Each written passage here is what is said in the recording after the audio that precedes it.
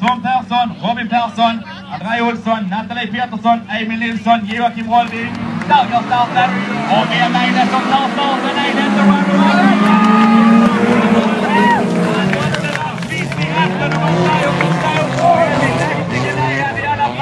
Joakim Rolving. Han har gått ända nere från sig.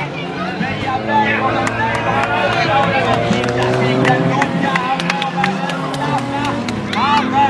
Skapare Joakim Rolving och sig till berg och ledning idag. Nathalie Pettersson, André Olsson, en skönsylande hästleda bil, Robin Persson och så stackars Tom Persson som inte riktigt avställd i starten. Det är ju nere på den jättefasta Tom är ju jättemusiken och så en bil som vill vara med och visa vad det ska stå.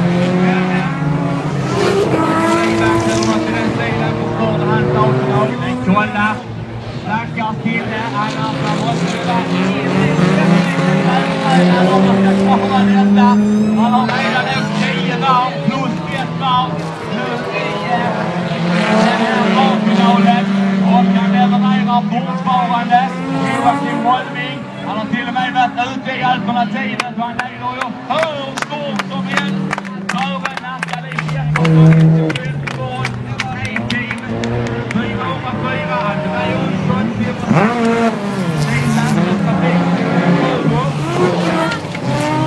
Emil Nilsson, Simonsam, Gunnar Svensson, Sägilande, Robin Persson,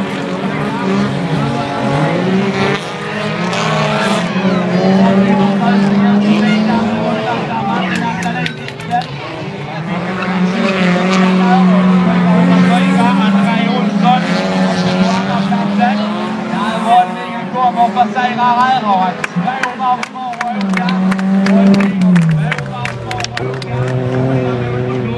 Joakim Rolving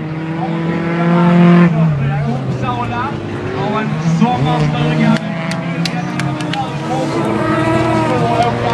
lite folkrace i Tomelilla med härliga Österberg. Joakim Rolving